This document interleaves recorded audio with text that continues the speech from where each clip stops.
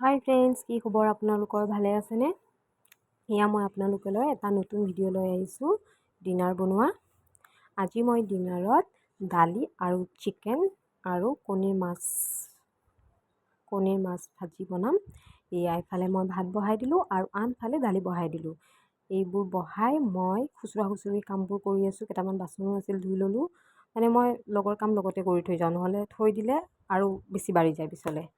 এয়া মই দালিত নিমখ ৰঙগুড়া এইবোৰ দি আছিলোঁ। তাৰপিছত আজি মোৰ কি হৈছে, এটা প্ৰব্লেম হৈ গৈছে। আজি মই এটা কুকাৰৰ ঢাকন আনফালে লগোৱা হৈছে আৰু আনটোৰ ঢাকন সিফালে লগোৱা হৈছে। মানে বহুত প্ৰব্লেম হৈ গ'ল। লাষ্টত মই তেনেকৈয়ে বনাই দিলোঁ।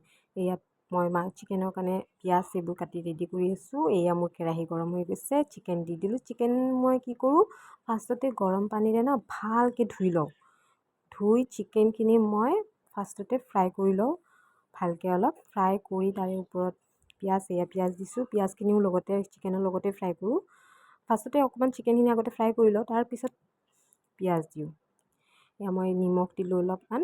নিমখ দিয়ে আকৌ মছলা পাতিবোৰ দি নিদিওঁ, আৰু অলপ ফ্ৰাই কৰি লওঁ নিমখ দি। এয়া মই চিকেনখিনি ফ্ৰাই কৰি আছোঁ ভালকৈ। এইখিনি হোৱাৰ পিছত এতিয়া মই ইয়াতে মছলা এড কৰিম।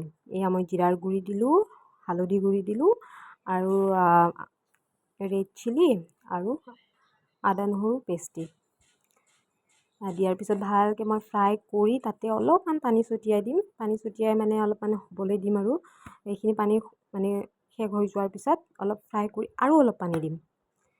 তেনেকৈ মানে একেলগে বেছিকৈ পানী দিব নালাগে। মোক শিকাইছে আৰু তেনেকৈ যে একেলগে বেছিকৈ পানী দিলে মানে চব্জিৰ টেষ্টিটো নাথাকে। অলপ অলপ পানী দি কিনে চিকেনখিনি ভালকৈ বনাব লাগে। মই নাজানো, শিকি আছোঁ। কেনেকুৱা হৈছে আপোনালোকে জনাব দেই। এয়া মোৰ চিকেনো ৰেডি হ'ব আৰু আনফালে মোৰ দাইলো ৰেডি হৈ যাব এতিয়া। এয়া চিকেন ৰেডি হৈ গৈছে। লগতে মই বেটিৰ খানাও ৰেডি কৰি লৈছোঁ। জাষ্ট এয়া তাইক খুৱাবলৈ লৈছোঁ। তাই কি কৰিছে, বাপেকৰ পইচাখিনি লৈ লৈছে। নহ'লে দিলোঁ, উপায়ো নাই, নহ'লে নাখায় তাই। পইচাখিনি লুকুৱাই লৈছে। ইমান যে বদমাচি হৈছে নহয় আজিকালি তাইৰ। খানা খাবলৈ নোখোজে, কিমান যে যুঁজি খানা খুৱাব লাগে তাইক। এয়া তাইক খানা খোৱাও মোৰ ৰেডি আৰু খানাও ৰেডি।